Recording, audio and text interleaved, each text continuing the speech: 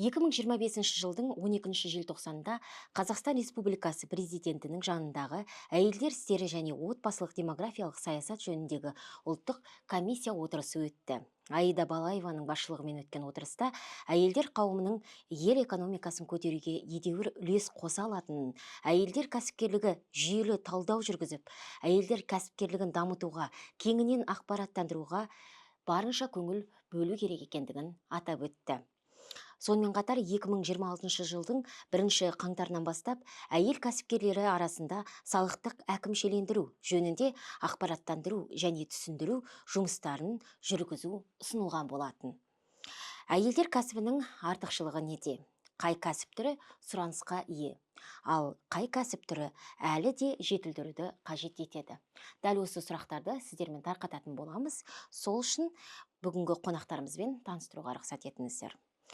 Төлеева Фатима Набидоллақызы, Атырау облыстық мәслихатының депутаты, Атырау облысы әкімінің жанындағы әйелдер істері және отбасылық демографиялық саясат жөніндегі комиссия төрағасының орынбасары, облыс әкімінің гендерлік мәселелер жөніндегі штаттан тыс кеңесшісі, Атырау облысының іскер әйелдер қауымдастығы қоғамдық бірлестігінің жетекшісі, Фатима Групп жауапкершілігі шектеулі серіктестігінің құрылтайшысы. Қош келдіңіз.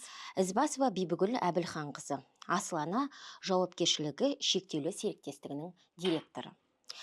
Жұмағалиев Ернар Тыныштығұлы, даму кәсіпкерлікті дамыту қоры акционерлік қоғамының аймақтық филиалының директоры.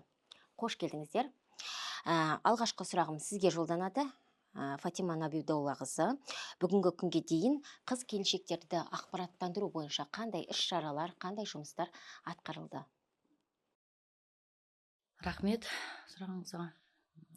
Қазақстан Республикасының президенті жанындағы әйелдер істері және отбасылық демографиялық саясат жөніндегі ұлттық комиссияның тапсырмасына сәйкес Қазақстан Республикасы экономика министрлігі және де Қазақстан Республика мәдениет ақпарат министрлігі, Астана, Алматы, Шымкент қалалары және де облыс әкімдіктерімен бірлесіп 2025 жылдың 22 және 31 желтоқсан аралығында әйелдер кәсіпкерлігін қолдауға бағытталған мемлекет тарапынан қабылданып отырған шараларды халыққа түсіндіру бойынша ұлттық науқан басталды. Бұл науқанның басты мақсаты бүгінгі күндегі әйел кәсіпкерлігінің белсенділігін арттыру және де әйел кәсіпкерлігіне бүгінгі күнде мемлекет тарапынан қолданылып отырған бағдарламаларды түсіндіру, ауыл аймақтағы қыз келіншектерімізге жеткізу.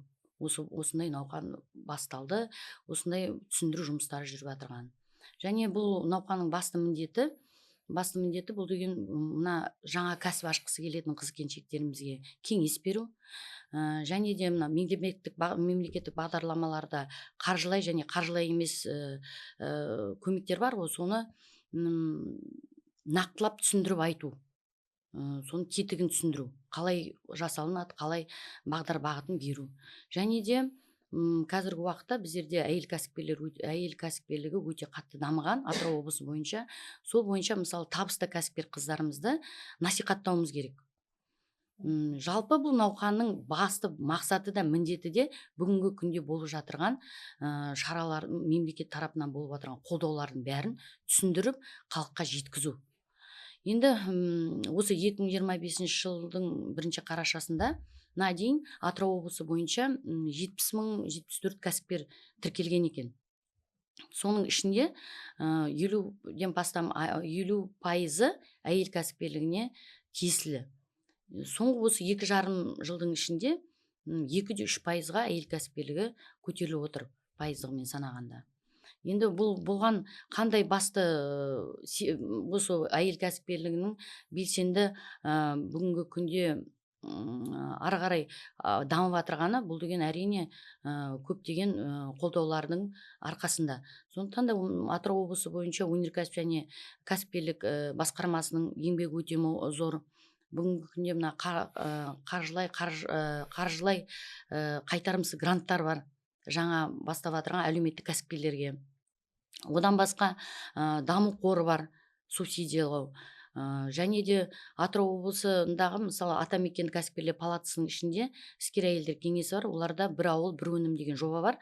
Сол жоба бойынша көптеген ауыл аймақтағы қыздарымызды кәсіпке бағдарланып жатыр. Мына ауыл шаруашылығына.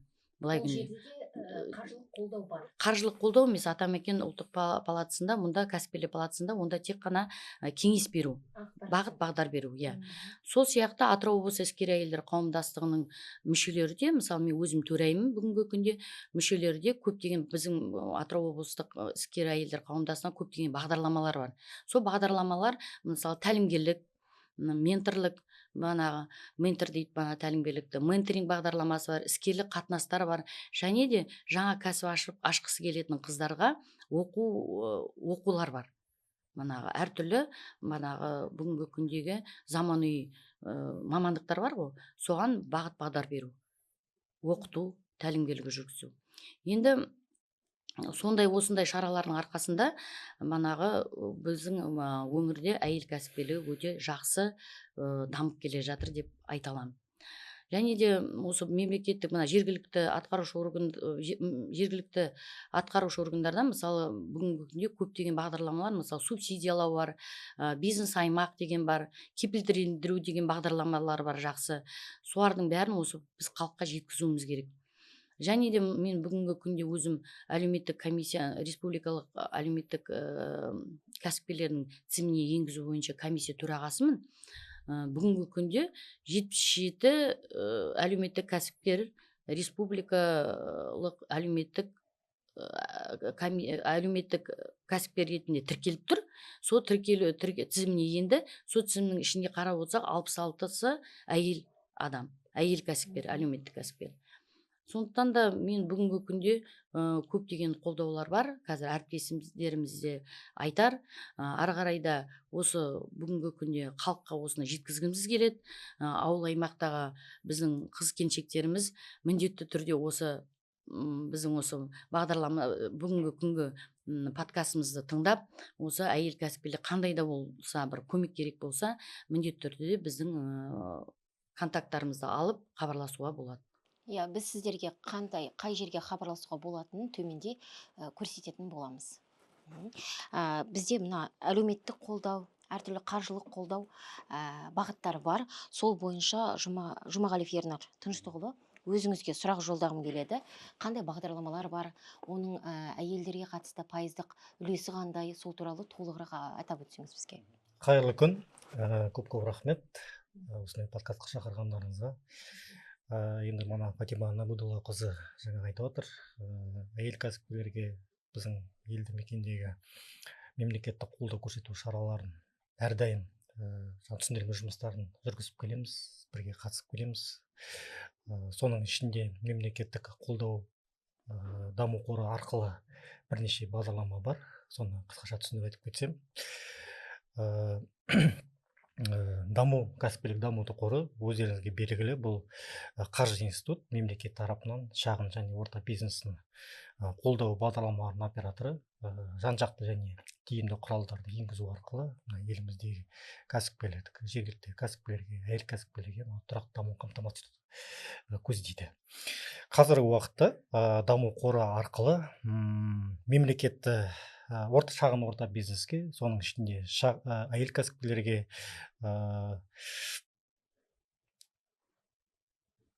бизнеске қолдау бағдарламаларын 3 мемлекеттік құрал бар.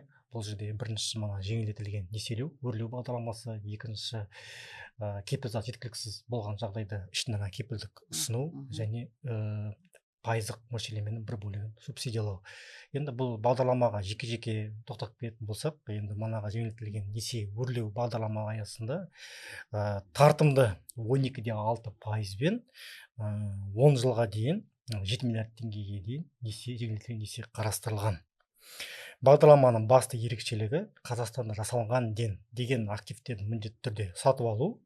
Бұл тәсіл отандық кәсіпорындарды қолдауға, импортты алмастыруға, әлеуметтік инфрақұрылымды дамытуға және жаңа жұмыс орнын ашуға бағытталған жалпы негізі.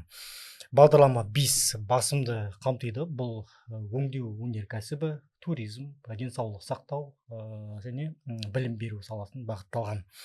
келесі құралға келетін болсақ, бұл өте керемет құрал. Егер де кәсіпкер өз бизнесін дамытуға екінші деңгейлі банктен несие алуға ұсыныс берген жағдайда, екінші деңгейлі банк біріншіден мана кепілзат сұрайды. Ауылдық жерлерде кепілзат жеткіліксіз болып жатады. Осы бағдарлама аясында мемлекет тарапынан несие алу бойынша кепілдік жетпеген жағдайда кепілдік ұсынамыз мемлекет тарапынан. Биыл мемлекет басшысының тапсырмасы аясында 7 миллиард теңгеге дейінгі және 7 миллиард теңгеге асатын жобалар үшін екі кепілдік қоры құрылды. Ендігі уақытта кәсіпкерлерге мана кепілзат жеткіліксіз болған жағдайда өте қысқа мерзімде кәсіпкерлерге манағыдай кепілдік құралын беруге болады. Үшінші құралға келетін болсақ, ол пайыздық мөлшерлеменің бір бөлігін субсидиялау. Қазіргі уақытта енді пайыздық 18 ұлттық банктың базалық ставкасы 18, соған 4% қосылса 22%бен жеке шағын және орта бизнеске берілген несие 22% болатын болса, соның 40%-ын мемлекет тарапынан субсидиялап, кәсіпкерге 13.2%-бен тиесілі мына осындай бағдарлама бар. Айта кету керек, енді әйел адам жалпы негізі бір қолмен бесік тербетсе, екінші қолмен манаға әлемді тербетеді дейді. Енді осы біздің мемлекетті қолдау алған кәсіпкерлер өте көп. Соның ішінде әйел кәсіпкерде ол үлкен үлесін алып отыр. Мысалға айтқанда, бизнесті қолдау және дамыту бағдарламалары жүзеге асырылғаннан бастап, осы 25 желтоқсанға дейін Атырау облысы бойынша 12,5 жобаға 715,6 миллиард теңгеге мемлекетті қолдау көрсетсек, жаңа айтылған мана кепілдік құралы бойынша жеңілдетілген несиелеу және субсидия құралы деген сияқты, соның 48%-ы әйел кәсіпкер құрап тұр. Одан бөлек мына 2025 жыл басынан бері 25 желтоқсанға дейін әйел кәсіпкер, мен сізге айтайын, 352 жобаға 52,4 миллиард теңгеге қолдау көрсетсе, соның 58%-ы 2025 жылы бұл әйел кәсіпкер қолдау тауып тұр бұл жерде. Яғни сіздердің де көрсеткіштеріңіз бойынша осы жылы әйелдер кәсіпкерлігі үлесі көтеріліп отыр. Әрине бұл жерде айта кету керек, мына өңіріміздің дамуына да әйел кәсіпкерлер өте үлкен үлесін қосып отыр деп сенімді түрде айта аламын. Керемет. Рахмет. Бибігүл ханым, кәсіпкер екенсіз, сіз 320 адамды жұмыспен қамтып отырған үлкен кәсіптің иесі екенсіз. Жалпы сізге мынандай сұрақ қойғым келіп отыр, сіз өзіңіз жалпы кәсіпке қалай келдіңіз? Басы қалай басталды? Біздің қыздарымыздың көбінің жүректері жұмысты, кәсіпті бастауға жүрексінеді. Өйткені ол белгілі бір жауапкершілік, содан қорқатын қыздар көп. Сондықтан мен сізге осындай сұрақ жолдағым келеді. Қалай басталды? Саламатсыздар ма? Мен кәсіпке жалпы 2010 жылы келдім. Жеке кәсіпкер болып мемлекетке тіркеліп, үй жағдайындағы бәліш сатудан басталып, бүгінгі күні үлкен кәсіппен айналысып отырмын. Кәсіптің қиыншылығы да болады, жеңіл де болады. Алғашқы біздер бір дүкен сатып алып, оны өртеніп кетіп, кері салған күндеріміз де болды. Қазіргі күнде үлкен мемлекеттің қолдауымен 2015 жылы жұмыспен қамту орталықтың қолдауымен 3 миллион несие алып, наубайхана құрылысын бастадық. Бірақ ол 3 миллион ауызға көп ақша болғанмен де, ол наубайхананың тек төбесін жабуға ғана жетті. Содан біздің құрылысымыз тоқтап қалып, басқа саламен жұмыс жасап келіп, өзіміздің жеке түскен қаржымызбен үлкен наубайхана салып, 15 жылы бастаған наубайханамызды 21 жылы аяқтадық. Үлкен мемлекеттің қолдауымен, даму қорымен 300 миллион несие алып, бүгінгі таңда үлкен наубайханамызды іске қосып, қала, ауыл, аймақтарға жеткізіп отырмыз. Мемлекеттің қолдауы өте керемет. Несиенің пайызы былай қарағанда жартысын төлеп беріп жатыр бізге үлкен қолдау. Жаңағы 40%-ын төлеп беріп жатыр, иә? Сол ма? Қай бағдарлама бұл? Және бір бағдарламаны атап өттіңіз. Бұл кәсіпкер бойынша бұрын бірыңғай кешенді бағдарлама аясында қолдау көрсетілген. Жалпы негізі жаңа айтылған екінші деңгейлі банк 21-22% берсе, кәсіпкерлер соның 9%-ын төлесе, қалған 11% мемлекет тарапынан пайыздық мөлшерлемесін азайтып, кәсіпкерге жеңілдік Қолдау көрсетілді, жеңілдік көрсетілді. Өте үлкен Иә. жеңілдік деп ойлаймын. Ол біз үшін өте жеңілдік. Кәсіп бастағанда ол бірден ақшаны жинап еш нәрсе бастай алмаймыз. Ол мемлекеттің қолдауымен үлкен цехты қазір жүргізіп отырмыз.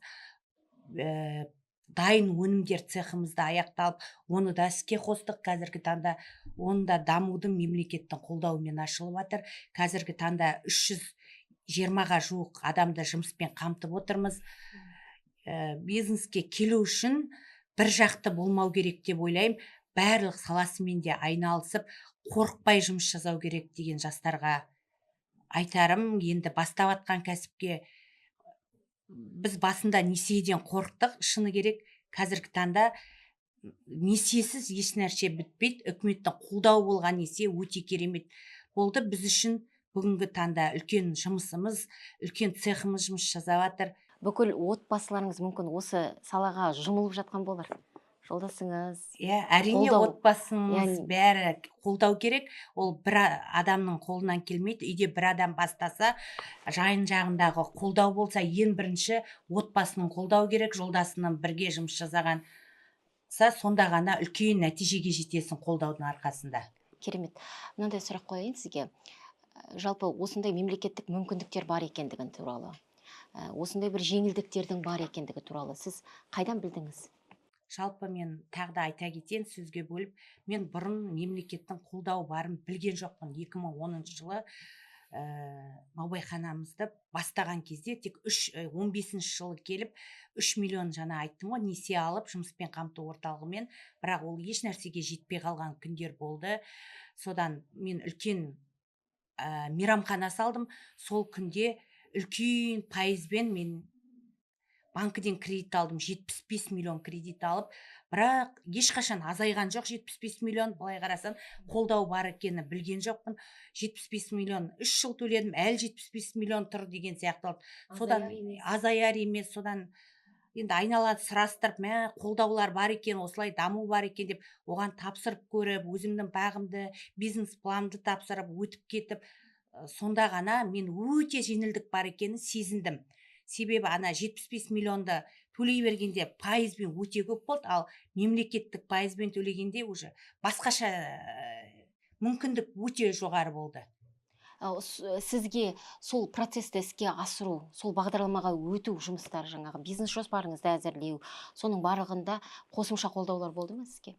Қосымша қолдау болған жоқ, енді өзіміздің Өзіңіз- жеке, бірақ жалпы іс қағазын, бизнес планын, документтің, бухгалтері, баланстарыңыз дұрыс болса, ешқандай қорқатын жоқ, үкімет беріледі кредит. Керемет. Даму қорында келген клиентті қолдау жүргізіледі ғой, иә? Мысалы, Бибігүл ханымды қызметкер қабылдайды, ол кісінің жоспарларын қабылдайды, білмейтін жерін көрсетіп айтып жібереді. Яғни барынша ақпараттық та, жол көрсетуде барлығы көрсетіледі сіздерде, иә? Жолдары қалай іске асыру керек, жоспарды қалай жазу керек? Жалпы негізі даму қоры тікелей қаржыландырмайды. Біздер жаңа екінші деңгейлі банкпен келісімшарт арқылы жаңағы мемлекеттік қолдау көрсетеміз. Бұл жерде келісімшарт бойынша мана айттым, басымды секторлық салаларға әрине жеңілдетілген несиелер бар. Сол саламен екінші деңгейлі банк өздері қаржыландырады. Біздер енді сүйемелдеу жұмыстарын жүргіземіз. Жалпы бүкіл ақпарат беру бәрі тегін, қолдау көрсетеміз. Одан бөлек жаңағы айту кету керек, даму қоры қаржыландырудан бөлек өңір кәсіпкерлер мен шағын орта бизнеске арналған қашықтан оқу жаңағы формат тегін онлайн курстар бар жалпы. Оның ішінде заманауи кәсіпкер деген курс бар. Біздер ұсынамыз, кәсіпкерлер ар жағында бизнесін дөңгелетуге қатысуға бейне сабақтар, практикалық материалдар мен компания кейіпкерлері ұсынылады. Сондай-ақ онлайн форматтағы сарапшылармен кеңес алу мүмкіндігі бар. оқу енді соған сертификат беріледі. Ол жерде айта кету керек, жыл басынан бастап осы оқуды 62 адам өткен негізі онлайн қашықтықта. Соның 61% әйел кәсіпкерлер болып тұр. Тоже манағыдай әйел кәсіпкер бұл жерде үлкен үлесін тағы да көрсетіп тұр. Яғни расымен де әйел кәсіпкерлер ел экономикасын көтеруге Иә. мейлінше үлесін қосып Иә, жатыр, иә. және қуантарлығы олардың саны өсуде, Иә. артуда. Мына айтып отырмын ғой, мына даму қоры бизнесті қолдаудың барлық шаралары бойынша, соның ішінде қаржыландыру, кепілдік беру және мемлекеттік қолдау басқа да құралдары жөнінде біздер тегін консультация аламыз, береміз.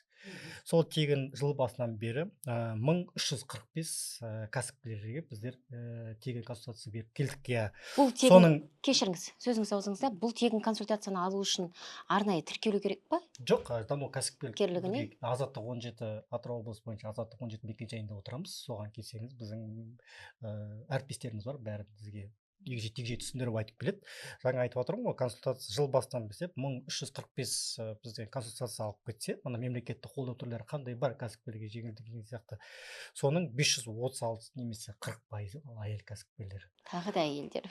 Керемет. Енді Бибігүл ханым, сізге сіз жаңағы үлкен сомадағы кредитті алдыңыз. Жағдайыңыз қаншалықты жеңілдеді? Қандай сізге өзгерістер келді? Өте үлкен өзгерістер келді деймін. Мысалы 50%-ке несиені мысалы 50%-ке аз төлеп отырмыз қазір. Бұрынғы кредитке қарағанда үлкен жеңілдік бар. Кәсібіңіздің дөңгелеп кетуіне, өсіп үлкен кетуіне мүмкіндік берілді отыр. соның арқасында Соның арқасында үлкен кәсібіміз дөңгеленіп жатыр. керемет. Аха, рахмет. Мына Бұл жерде қосып кететінім бар, мана Бибігүл ханым айтып отыр, ол жеңілдетіліп кәсіп пайыздық мөлшерлеменің 50%-ын мемлекет тарапынан субсидия бағдарламасының аясында манағы субсидия құралы бойынша пайдаланып, одан бөлек жаңа кепілдік деп айттық қой біздер. Егер де кәсіпкерлерге мана несие бойынша кепілдік жеткіліксіз болған жағдайда біз ұсынамыз. Сол кепілдік құралында Бибігүл ханым пайдаланған. Жалпы негізі кепілдік құралына просто айта кетсек, несиенің 85%-на дейін біздер мемлекет тарапынан кепілдік бере аламыз. Мысалға айтқаны 100 миллион теңге кредит алса, соның 85%, 85 миллион теңгеге даму қоры арқылы, мемлекеттік қоры арқылы кепілдік береміз де, қалған 15%-ын кәсіпкер өзі табады. Бір жағынан 15%, бір жағынан ол кәсіпкердің өзінің жауапкершілігіне ықпал еткізеді да, мына жерде. Жеңіл.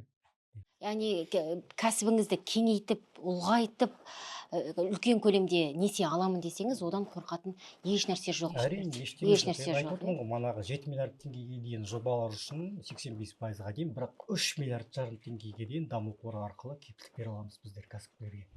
Керемет. Жалпы осы кәсіпкер ханымдардың бізде өтетін әлеуметтік шараларға, өтетін концерттік шараларға, өтетін қоғамдық шараларға қосып жатқан үлесі өте көп. Соның ішінде сіздің бір белсенді біздің атыраулық ханымдарды, қыз-келіншектерді атап өте аласыз ба? Әрине, енді Атырау өңірінде көптеген біздің қыз-келіншектеріміз өте белсенді, өзіңіз айтып кеткендей, тек қана кәсіпті дөңгелетіп отырған жоқ, тек қана отбасының отын жандырып отырған тек қана адам ретінде емес, қоғамдық жағдайынан да, қоғамдық жағынан да бүгінгі күнде қайырымдылық шаралары өте көп өткізіледі. Соның ішінде әрбір мысалы өзіміздің қаламыздағы көпбалалы аналарға қолдау көрсетіліп жатыр. Одан басқа көптеген мына мүмкіндіктері шектеулі балдарымыз бар ғой, қазір енді біздің өңірде көбейіп кетті ондай балдар. Сол балдарға да қолдау жасалынып жатырады. Әртүрлі концерттік шаралар тегін өткізіп жатырады. Енді біздің өзіміздің осы Атырау өңірінде біздің әйел келіншектеріміз өте белсенді. Мысалы аудандарда да сондай. Мен енді осы комиссия бойынша көптеген аудандарды аралап шықтым, ауыл аймақтарға бардық. Сонда қарап отырсақ, қарапайым үйдегі қыз-келіншектеріміз, апаларымыз кәдімгі бұрынғы кәсіппен айналысып, мал шаруашылығын дөңгелетіп, өздері үйден қаймағын сепаратордан өткізіп, құртын жасап, сол сияқты мына күні кеше жыл кәсіпкері болды. Осы 2025 жылдың қорытындысы бойынша Сонда мысалы Құрманғазы ауданынан бір кәсіпкер әйел шаруа қожалығымен айналысады екен, шаруа қожалығы бар екен, егін егеді екен, бүкіл Құрманғазы ауданын сол өзінің еккен өнімдерімен қамтамасыз етіп отыр. Біз енді былай қарағанда қарапайым біздің өзіміздің ауылда тұратын апаларымыз, қыз келіншектеріміз.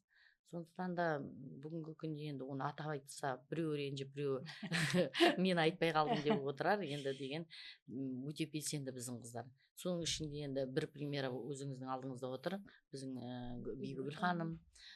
Біздерде енді қауымдастықтан өзіне тек қана алсам, біздерде енді 80% қыздардың өте белсенді. Әр уақытта да қолдау жасауға дайын тұрады. Мысалы, күні кеше болған мектепке жол акциясы осы оқу жылы басталғанда қыркүйектегі. Соның өзінде мысалы 100 баланы қамтып, түгелдей оқу құрал жабдықтарымен оған қосымша сертификаттар алып беріп киім алуға, сондай бана көмектер болып жатыр. Тағы да енді өздерінің тарапынан да болады. Қауымдастық бөлек өткізсе, өздерінің тарапынан да көптеген қолдаулар бар. Мысалы, бүгінгі күнде кеше осы жаңа жылдық шыршаға көптеген балаға сыйлық ұйымдастырып, манағы өздері шырша мерекесін ұйымдастырып, сондай үлкен жұмыстар атқарып жатыр. Тек қана ондай мерекелік шарада емес, өзіңіз білесіз, былтырғы жылы Атырау өңірі үшін өте қиын жыл болды, су тасқыны болды. Сол су тасқыны кезінде мен сізге айтып кетейін енді, 7 күн бойы 12.600 ысы тамақпен қамтамасыз еткен рестораторлар. Оның ішінде бәрі қыз келіншектер, 12.600. Былай қарағанда ол деген үлкен сол кезде көмек болды. Су тасқыны кезі. Өйткені біздер шынымен де қорқынышты болды. Өзіңіз білесіз, өңірден көптеген азаматтар басқа жаққа кетіп қалды. Сонда осы қалған қыз келіншектеріміз соны түгелдей манаға өздерінің көмектерін тигізді. Өйткені дейтін ол кезде белсенділер өте көп болды. Соның ішінде мына волонтер балдар көп болды. Манағы сөздің шыны керек, жайықтың жағасында үлкен кісіден қариядан орташа жасқа дейін, балаға дейін жүрді ғой. Мен өзім бір ненің координаторы болдым, бір бөлшектің, Еркінқала ауылының. Сол жерде мысалы деген студенттер 14-15-тегі балдар келіп, өзіміз көмектесеміз де, өздері белсенділік танытып, сол жерде таңертеңнен кешке дейін, күн ыссы болса да соған қарамай, сондай жаға бекітуге көп жұмыстар атқарылды. Соның ішінде мен сіздің сөзіңізді бөлейін, соның ішінде менің таң қалғаным, тіпті үйінде отырған қыз келіншектеріміз балдармен отырған, кішкентай ыссы тамақтарын беріп жіберіп, бауырсағын беріп жіберіп, ысылай пісірген еттерінен беріп жіберіп, сондай көптеген көмек жасалды. Соның ішінде мен кәсіпкер қыздарға өте риза болдым. Көп көмек алдық біздер. Мен тіпті оны айта берсе несі көп, несі жетпейді, жеткізе алмаймын. Енді әлеуметтік жүйеге біреуін шығарсақ, біреуін шығармаймыз. Бірақ енді оны біз шығаруымыз керек. Кейбіреулер айтады, мысалы, неге кәсіпкер қыздар өздерінің жасап жатқан қайырымдылық шараларын көрсетеді дейді. Оны көрсету керек, оны не үшін көрсету керек? Бұрында мен де түсінбейтін едім. Осы қоғамдық жұмысқа келгеннен бастап мен түсіне бастадым, өйткені біздер жастарға өнеге боламыз. Қазіргі күнде мысалы өткенде бір жағдай болды, бір кішкентай оқушы бала өзінің копилкасына ақша жинап, емге кетіп батырған балаға сыйлыққа тартты. Сол копилкасын түгелдей білмейміз қанша шыққан, бірақ ниеті. Көрдіңіз бе? Сондықтан да біз бүгінгі күнде әйел қауымы міндетті түрде білімді болу керек, оқу керек. Мысалы, Бибігүл ханым айтып жатыр ғой, біздер тіпті кейбір нәрселерді білген жоқпыз деп. Қазіргі күнде мен қыздарға айтатыным, қыз келіншектерге айтатыным, оқу керек, қарау керек, білу керек. Тек қана үйде отырып, жолдасының тапқан табысына қарап отырмау керек. Енді ер азамат әр уақытта да бізден жоғары тұрады. Ол барлық осы істеп жатырған нәрселеріміздің бәрі де осы жолдастарымыздың арқасы. Енді мен қоса кетейін. Өзім 30 жыл негізі кәсіпкермін. 30 жыл кәсіпте жүрмін. Негізі соңғы жылдарда, осы 2 жылдың ішінде дүние жүзі бойынша экономикалық ахуал болып жатыр. Соған байланысты тіпті тамыры тереңде тұрған кәсіпкер қыздардың теректері шайқалып жатыр. Соның ішінде соңғы жылдары мен 22-ші жылы мен де даму қорына келіп, оқып, сол жастардың ортасында келіп оқып білім алып соның ішінен қалай субсидиялану керек, мысалы мен де субсидия алдым. Сондықтан да бұл бүгінгі күнде біз ауыл аймақтарға не үшін барамыз? Мысалы мына іскер әйелдер қауымдастығының қыздары ауыл аймақтарға барады. Мен риза болғаным, көптеген ауылдарда қаржылық сауаттылықты бүгінгі күні түсіндіруіміз керек. Кейбір қыздарымыз білмейді, мысалы қыз-келіншектеріміз. Сондықтан да сондай жұмыстар әрі қарай жалғасы табылады. Бұл науқанның аяғы емес, осы 1 желтоқсан аралығында дегенде, ертең жаңа жылдан кейін 2026 жылдан бастап бүгінгі күнде мына жаңа салық кодексі шығып жатыр ғой. Бұл үлкен біз үшін, кәсіпкер үшін бұл үлкен реформа деп есептейміз. Сондықтан да сол жаңа салық кодексін біз түсіндіруіміз керек халыққа. Өйткені деген біз жинағанымызды шашып алмауымыз керек бүгінгі күнде. Біздерде бүгінгі күнде кәсіпкерлік дейтін жақсы дамып жатыр. Еңбек етем деген адамға барлық мүмкіндіктер бар. Соны біз мына есімей қалған халыққа тездетіп жеткізуіміз керек. Мен өз басым әр уақытта да айтамын ғой, қазіргі күнде мүмкіндік өте мықты. Қазіргі неге салыстыратынымда 90 жылдары ондай нәрселер болған жоқ. Жаңа кәсіп арқалап, дорба арқалап жүрген кезімізде ондай мүмкіндіктер, өзінің шамасымен жүрді. Мысалы мен мұнай университетін бітіріп, мысалы мен ала дорба арқалап жүрем деген жеті ұйықтаса да түсімде болған жоқ. Сондықтан да қазіргі күнде ол кезде қиыншылық болды. Субсидия дегенде онда болған жоқ. Біздер банкіден кредит алдық 29%-бен. Мен айтқан 29%-бен кредит алып жұмыс жасадық. Қазіргі күнде табыс еңбек етем деген адамға, кәсіп ашам деген адамға өте мүмкіндік көп. Мысалы былтыр 2,5%-бен жастарға арналған кредит болды. Онда әйел еркек деп бөлінген жоқ. Бірақ соның ішінде мен айтайын деген, мен комиссияда болдым. 2,5%-бен жастарға кредит болды 35 жасқа дейін. 1 жыл каникулмен. 1 жыл каникул. 2,5. Ол деген тегін біреу қарызға ақша береді деген сөз ғой. Ол деген көп мүмкін. Соның ішінде қарап отырсам, көбі әйелдер келген. Соның ішінде ауыл аймақтан қыз-келіншектер өте көп болды. Мана мал сатып алып сол ақшаға мысалы бір Исатай ауданынан бір кәсіпкер қыз келді. Жас өзі, 5 баланың анасы, өзінің ата-енесінің мана қорасында азғантай малы бар екен. Сол неге малға тағы да қосымша алайын деп 2,5%-бен кредит алып, өзінің бана каникулярный 1 жылдық уақытын алып, бүгінгі күнде кәсіппен дөңгелетіп отыр.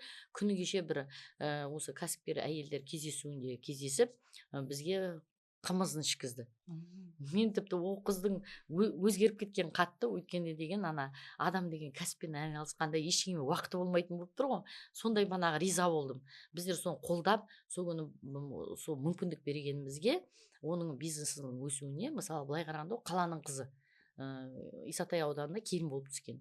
Ол өте керемет. Сондай біздер табысты ханымдарды насихаттауымыз керек өңірге. Және де қыздарымызды, қыз-келіншектерімізді өңірде отырған үйден шығарып, еңбекке баулып, кәсібін ашуға мүмкіндік беруіміз керек. Мен енді ойлаймын, әлде манағы жеткізілмей жатырған болар, ақпарат дұрыс тарамай жатырған болар деп ойлаймын кейбірінде. Өйткені кейбір алыс аймақтарға барғанда, ауыл аймақтарға барғанда, кейбірде қыз-келіншектер мұқият тыңдап отырады. Мә, біз естіген жоқпыз деп. Сосын енді мен айтам, қалай естімейсіздер? Қазіргі күнде әлеуметтік жүйе бар, бұрынғыдай емес. Телевидениедан айталып жатыр.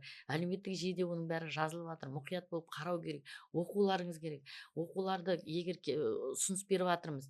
Егер де оқуларыңыз келсе, біздер мысалы бір команда ұйымдастырып сіздерге жіберейік, сол оқуларды өткізетін. Сіздер қыздарды жинап қойсаңыздар, мысалы бір қыз үшін бармайды ғой ауданға, алыс аудандарға. Біздің аудандарымыз өте алыс былай қарағанда. Соған сіздер ұйымдастырып қойсаңыз, біздер қыздармен келіп, сіздерге ары қарай кәсіпті қалай ашу керек, қалай жүру керек, қандай осы мемлекеттік бағдарламаның өзінің тетіктері бар. Оны екінің бірі ала алмайды. Мен 30 жыл кәсіпте жүрген, мен үшін қиындау болды. Өйткені оны түсіну керек. Оның міндеттері бар әр нәрсенің. Мысалы, осындай кәсіп ашамын дедің бе, сол кәсіпті ашуға міндеттісің. Жұмыс орны міндеттісін жұмысқа кісі алуға.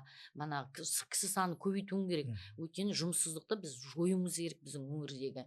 Біздерде Атырау өңірінде бір қалыптасқан не бар, мұнайға жұмысқа кіру керек. Олай емес, мұнайдан басқа да жасайтын кәсіп көп. Өндіріс ашуымыз керек. Біздің өңірге ол қазіргі күнде өте қажет. Ол біздің қазіргі еңбек етіп жатырған қыздарымыз, бана айтып жатырмыз 50%-дан астамы деп. Солардың ел экономикасына қосып жатырған үлесі өте көп. Біз үшін, мен үшін мысалы маңызды деп есептеймін. Біздер сол қыздарымызды насихаттап, осындай подкасттарға шақырып көрсетуіміз керек халыққа. Білу керек. Ол тек қана бана кәсібін дөңгелетіп отырған жоқ, қазіргі күнде қоғамда болып жатырған ыңғайсыз жағдайларға да мысалы өздерінің көмектерін беріп жатыр. Бір жерлерде мысалы психологиялық өзінің манағы тренингтарын өткізіп жатса, бір жерде қаржылық сауаттылыққа үйретіп жатыр қыздарды шақырып, бір жерде сол кәсіпті қалай ашылу керек, соны тәлімгерлікпен ары қарай көтеріліп кету үшін көмек беріп жатыр. Соның бәрін біз көрсетуіміз керек деп есептеймін. Және қыздарымызды шақырамыз кәсіпке, келсін, бастасын, оны қорқатын ештеңесі жоқ. Мен оны түсінемін, бана кім Бибігүл ханым айтты, бірінші басында біз де қорықтық, бірақ та мемлекет жағынан тарапынан ондай қолдаулар болып жатырғанда ол мүмкіндікті біз пайдалануымыз керек. Елбасы бүгінгі күнде айтып жатыр ғой, әйел кәсіпкерлігін нығайту керек, өсіру керек, көбейту керек деп. Сондықтан да бұл тектен тек ұлттық науқан тектен тек шыққан жоқ. Осы біздің қыздарымызды оқытып, үлкен жетістіктерге жетуіне көш жеткізуіміз керек. Өте керемет айттыңыз. Менің бір журналист коллегам маған сұрақ қойды. Әйгерім, не үшін қазір әйел адамдар табыстырақ болып кетті дейді. Негізінде кәсіпкерлікке тіркелген және тіркелмеген де қыздар көп. Кәсіп жеке қызметтерін көрсетіп жақсы табыс тауып отырған. Сол кезде маған сол сұрақты қойды. Енді сол сұрақты сіздерге жолдағым келеді. Не үшін қыздар қазір әйелдер қауымы табыстырақ болып кетті? Енді ер азаматтарымыз өз алдына енді былтырғымен салыстырғанда табыстырақ болып кетті дейікші. Енді оны ол тек қана әйелден емес қой, әйел кәсіпкерлігі жақсы дамығанмен оның артында ер адам тұр ғой, міндетті түрде. Өз басымыз, менің өзім жолдасым көп қолдау көрсетті кәсіпті бастағанда. Мен оны тектен тек мана өзім барып ашқан ештеңем жоқ. Өзінің мана қолдауымен, сол кісінің манағы отбасымен ақылдасып, отбасылық бизнес аштық. Ол кісі де мысалы мұнай саласында еңбек етті. Бүгінгі күнде мана бизнесқа кетті. Мұнайдың ол ары қарай мүмкіндіктері шектелетінін түсінді ма, мысалы өзі кәсібін ашып, бүгінгі күнде біз отбасымен бірге жұмыс жасап жатырмыз. Бұл деген ол біздің ер азаматтарымыздың қалай айтсам екен, бүгінгі күнде сол әйелдерге қолдау берудің арқасында бүгінгі күнде әйел кәсіпкерлігі дамып отыр деп мен өзім солай есептеймін. Өйткені біз қараңызшы, мысалы біздің айналамызда көп кәсіпкер қыздарымыз бар, соның ішінде жастар көп. 5 баласы бар, 6 баласы бар, кәсіппен айналысып жатыр, үйіне де үлгеріп жатыр, енесімен де Тағы да балалы болып жатыр. Тағы да балалы болып жатыр. Кешегі күнде мысалы бір 25-тегі қызымыз 5-ші қызға аяғы ауыр. 5-ші қыз, 5-ші де қыз екен, 5-шісіне аяғы ауыр. Мен айтамын, ол тағы да қыз ба десем, Набидуллаевна, я қыз дейді. Сонда да бана кәсібіне қалмай, бана жолдасы екеуі бірге жүр, бірге банағы өзінің кәсібін ашып жатыр, бірге соны манағы өндірілген затын сатуға көмектесіп жатыр, қолдап жатыр. Ол бәрі осы өзіміздің ер азаматтарымыздың бізді құрметтеп, банаға енді бәрі анадан келеді ғой дүниеге. Сондықтан да мен ойлаймын, біздің ер азаматтарымыздың көзқарасы өзгерді деп есептеймін әйелдерге. Сондықтан да қолдау өте көп. Ең бастысы ол тіпті банаға мемлекеттік қолдау емес, ол деген банаға басқа қолдау емес, бұл отбасының қолдауы, ол өте мықты инструмент. Соның ішіне ер азаматың сені қолдап отырса, Ол кезде әйел адамның жаны тыныш болып жұмыс жасайды. Қазір азаматым іздейді, қазір мен тамағымды істеуім керек деген дүниемен жүгіріп жатады. Ол жерде ата енелеріміз де бар, қолдап қоштап жататын. Сондықтан енді отбасылық қолдау өте маңызды. Қазақ тектен тек айтпаған ғой, әйел қырық жанды деп. Сол қырық жандыға біз жатамыз, кәсібімізді де жасап жатырмыз, отбасына да қарасып жатырмыз, балдарымызды да тәрбиелеп жатырмыз, жан жақты. Кейбір мысалы қоғамға да пайдалы болып жатырмыз. Қоғамға да пайдалы болып жатырмыз. Бірге отбасымен бірге пайдалы болып жатырмыз. Ол мысалы бүгінгі күнде мысалы мен өз отбасымда, мен көп балалым, балдарымыз кішкентай кезінен біз қандай шаралар жасап жатырғанымызды көріп жатыр, мысалы бала кезінде мысалы уники ретінде мысалы көпбалалы аналарға көмектесу, ауырып қалған жанға қолдау беру, міндетті емес қаржылай бір уақытта мүмкіндік болмайды қаржылай көмек беруге. Өзіңнің кәсібің кейбірінде дұрыс жүрмей жатса, өзіңмен басың ауырып, қалай ары қарай жүргізу керек деп. Психологиялық көмектің өзі ол дейтін оңтуда көп нәрсені деп ойлаймын. Сондықтан да барлығы қазіргі күнде барлық инструмент біздің әйел кәсіпкерлерімізді дамытуға көмек көрсетіп жатыр деп есептеймін. Ернар мырза, ортамыздағы жалғыз ер азамат өзіңізсіз. Иә, ер азаматтар тарапынан айтсаңыз, жаңағы сіз айтқан әйел адам бір қолымен бесікті тербетеді, екінші қолымен әлемді тербетеді деген осы жерге өте әдемі келіп тұрған мақал сияқты. Иә, әрине рахмет. Енді мына біз айтып отырмыз ғой, өздеріңізге белгілі, мына кіші және орта бизнес экономиканың дамуына және халыққа әл ауқатын арттыруға маңызды үлкен рөл атқарады. Жаңа айтып отырмыз, оның ішінде әйел кәсіпкерлер де өте көп, оның қасында ер кәсіпкерлер де бар, бірақ мұндай мақал не бар ғой, әр успешный манағы ер адамның артында мықты әйел тұрады деген сияқты. Ол да сіздерде маған рахмет. Енді ер адамдар қолдап отыр дейміз, бірақ әр ер адамның артында да мықты әйелдер бар екен. Сонда бірігіп манағыдай жұмыс жасайтын болатын болса, ол алдағы уақытта жұмыстың бәрі дөңгелетіп жұмыс жасайды деп ойлаймыз. Енді біздер мемлекет тарапынан қолдау бағдарламаның аясында әрқашан шағын және орта бизнеске, оның ішінде әйел кәсіпкерлеріне қолдау, түсіндірме жұмыстарын жүргізуге әрдайым дайынбыз. Біз енді куәміз, әр сайын Фатима Набиловақызы әр сайын әйел кәсіпкерлерге осындай мемлекеттік қолдау бағдарламасын түсіндірме жұмыстарын әрқашан түсіндіріп жүреді. Енді біздер жыл сайын осылай жүргіземіз. Біз де дайынбыз ол кәсіпкерлікті қолдау аясында түсіндірме жұмыстарын жүргізіп. Керемет. Рахмет. Бибігүл ханым, сіз енді біздің өмірдегі шынайы мысалсыз. Өзіңіз осы туралы пікіріңізді айтсаңыз. Жаңа Набидолайна айтып кеткендей, ер адам тұрады деді ғой, мен келісемін. Ер адамның қолдауы болмаса, біздің кәсібімізде жүрмейді, үйде де берекет қашады. Ол кісілер әрдайым бізді қолдап жүрсе, біздер де көңілді боламыз, жұмысымызда жүреді. Ендігі жастарға кәсіпке келіп жатқанда әрдайым бірігіп жұмыс жасағанда жолдасымен керемет тәтті нан шығады деп айтамын. Берекелі, ыстықтау, бірге жеттік деп, ыстық керемет, қиыншылығында, ыстығында бірге көргенде керемет нәтиже шығады сонда ғана. Тіпті бұл отбасылық қарым-қатынасты да нығайтады негізінде. Өте керемет нығайтады. Өте қатты нығайтады. Барлық ыстықта да, суықта да, кез келген қиындықта да бірге жүрдік дегендей. Керемет.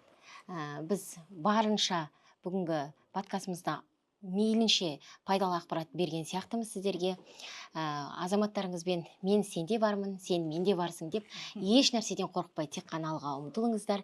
Енді әртүрлі өмірлік жағдайларға байланысты жалғыз болсаңыздар, қолдайтын әйелдер қауымдастығы бар, даму қорында бар. Тіпті қалай бастайды екен, бұл не екен десеңіз, онлайн сабаққа да қатыссаңыздар болады. Бибігүл ханым сияқты барлық ыстық суықты қиындықта да жаңағы қайсарлығымен сынаққа жасымаған ханым ретінде сіздерге таза үлгі, және сізден де көмек сұраса, ақыл сұраса, әрдайым қолдайды. Сондықтан қыздар, сіздер көпсіздер, жалғыз емессіздер, қолдау жан-жақтан да бар.